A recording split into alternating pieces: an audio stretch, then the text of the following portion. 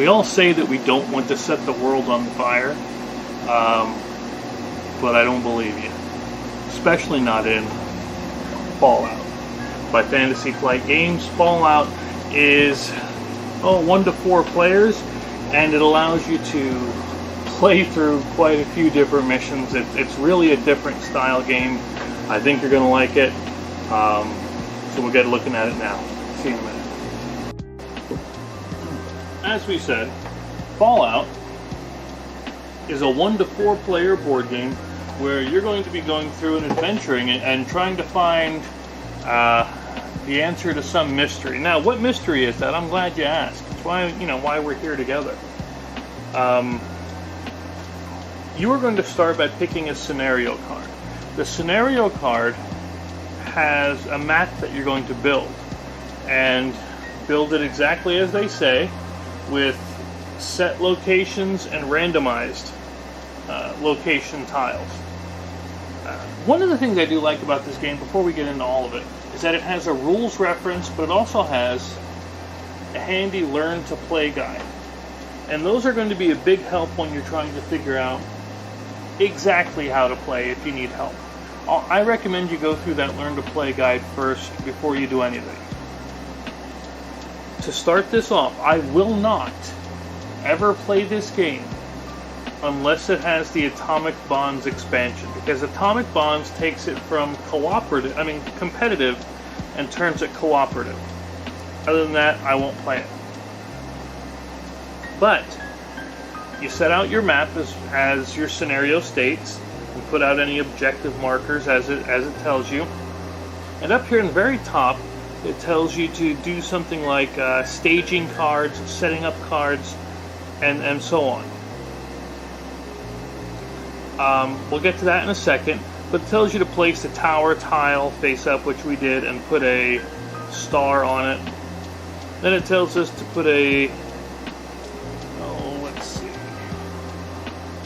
place a quest marker. In this quest is a downed vertibird. So one of those things wrecked, and it's going to be up to us to check it out. But at the very top, it tells you to stage 44. Now, what does staging mean? What does 44 mean? That's a whole lot of stuff right away. Especially during the setup. Well, you're going to have this deck. This deck is the story deck. It's the adventure deck. It's what you're going to be going through and trying to, figure out the mystery. And when it says to stage 44, what it means is you find card 44 and read it and put it out in front of you.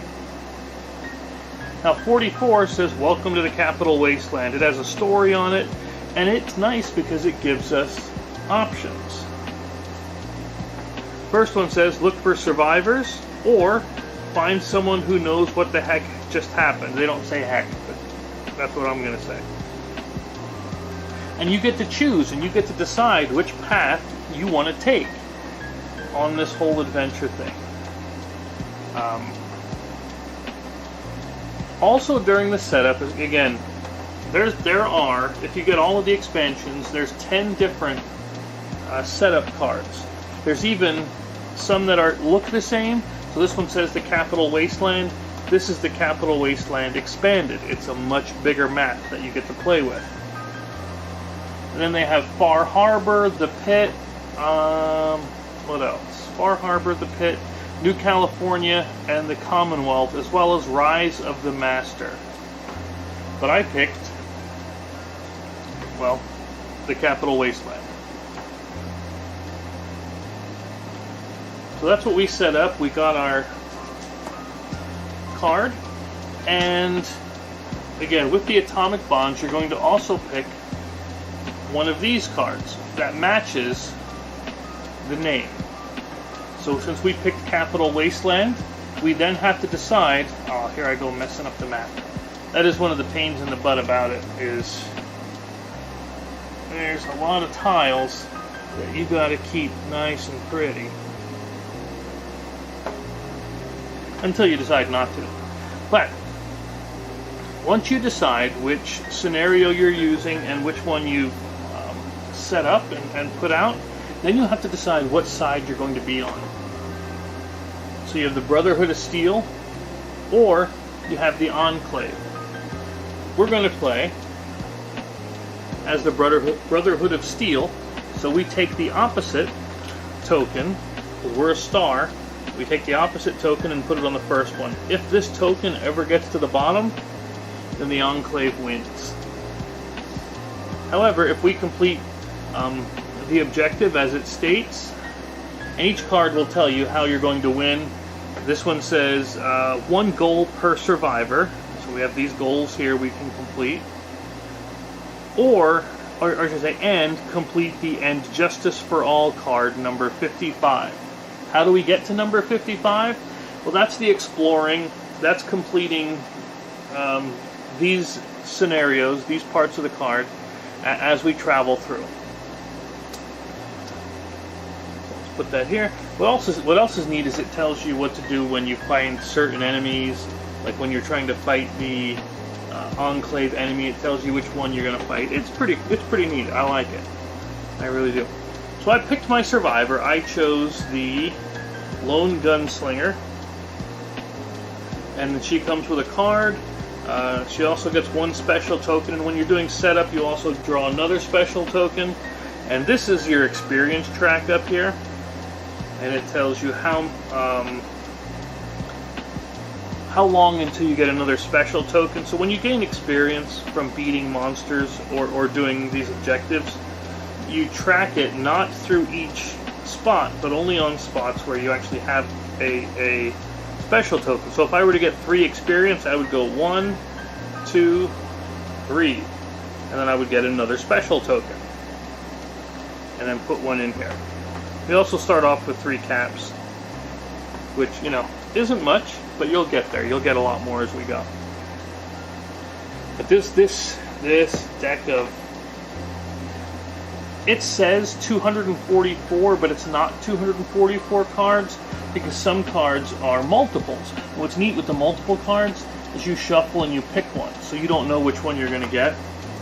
And there's a few of those that can lead to different branches, different paths. So yeah, so we set up our character, we set up our board, grabbed the character, grabbed her mini, and I put her on the camp over here, Sanctuary, which is usually what that is. We set up the store, and the store is a set of cards, only 4 cards, that you can go whenever you get to certain places. It'll give you the option to buy when you encounter, and you can spend your caps and buy things.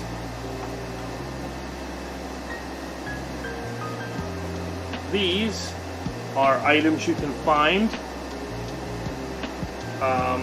when you're exploring or when you defeat monsters. These are special items. These were, oh my gosh, what were they called again? I believe these were called workshop upgrades. These are modification cards. Again, you're going to get them when you complete stories and objectives and so on. These are your perk cards, which again, if you've played the game enough, you know what perks are.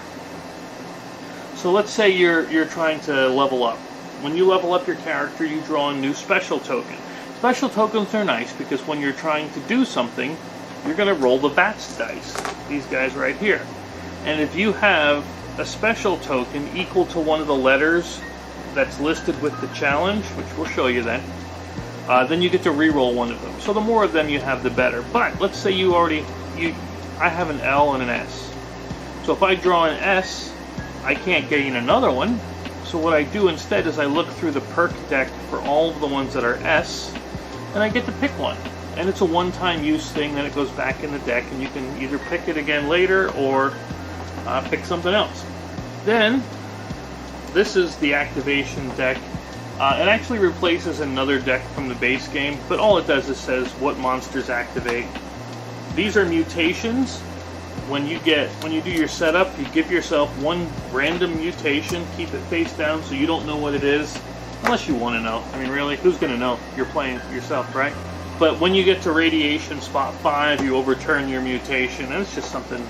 It can be a benefit and something wrong These are the encounter decks. Encounter decks, you'll always know them because they're going to have a star up here in the top corner.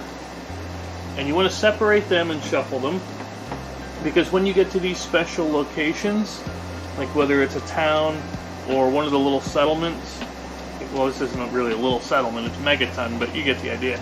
You'll draw from that deck, and you'll have the encounter there, based on where it is. And there's a lot of different encounters on the different tiles. And that's really all there is to setup. It's not that complicated. There's a lot of cards, I'll give it that.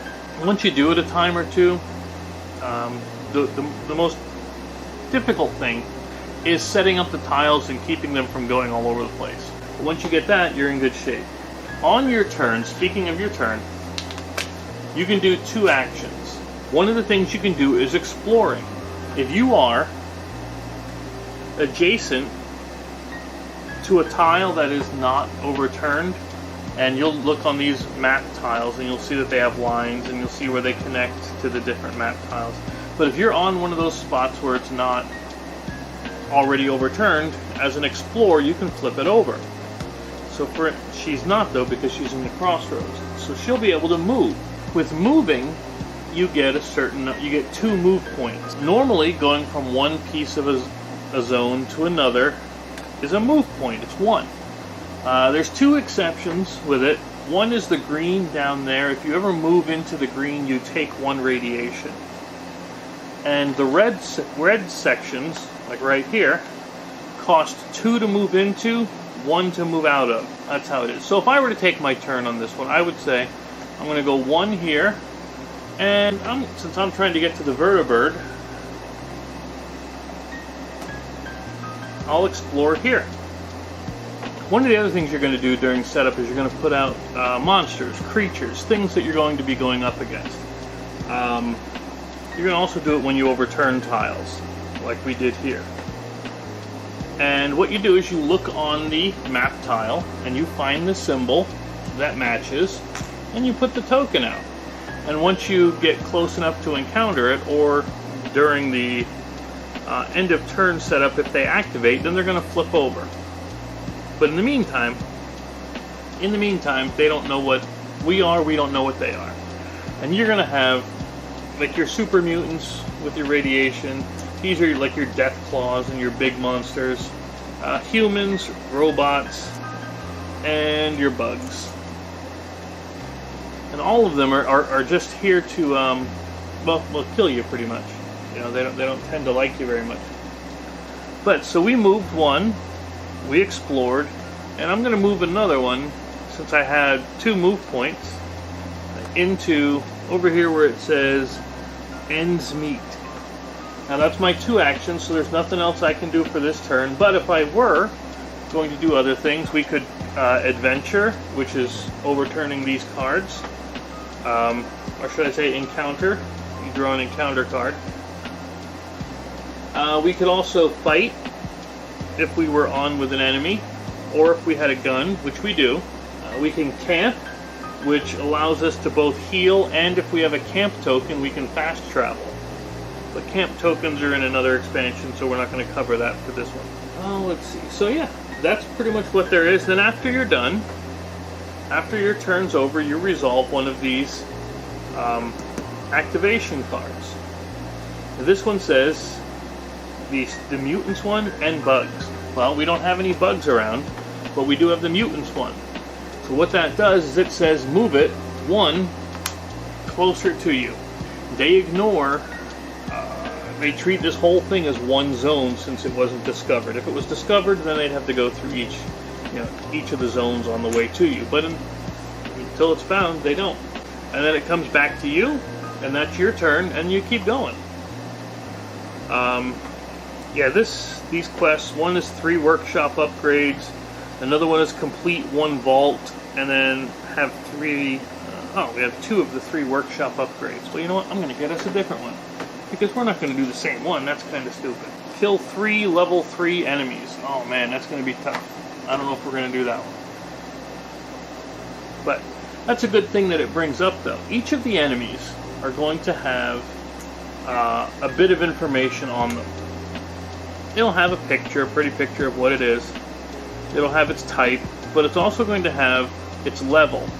Now, its level is how many hits you need to have in order to kill it. It also tells you how many experience points you get. In the yellow part, it tells you any bonuses or negatives that you get. So because this is your standard handy dandy rad roach, it has one, it's level 1, and you see on the VATS guy, it has arms and legs. Now what does that mean? I'm glad you asked. What it means is when you roll this, you're looking to get arms or legs. So I got one set of arms, a body, and this one was a full body. That would kill the rad roach, absolutely, but here's the thing. All of these dots that you roll, that's the rad roach hitting you back. So not only would I get 1 radiation, I would take 1, 2, 3, 4 damage. So that's how a fight goes. And then you would put them on the bottom of the stack, stick them in a different stack, and then shuffle it later. I don't care how you do it. Neither does the game, really. You find a way that works best for you. The first action that we're going to do is the encounter. The encounter says you overturn one of the encounter cards, read the handy dandy flavor text, and then make a decision. So this one says, out of nowhere, a gray tabby cat races across your path.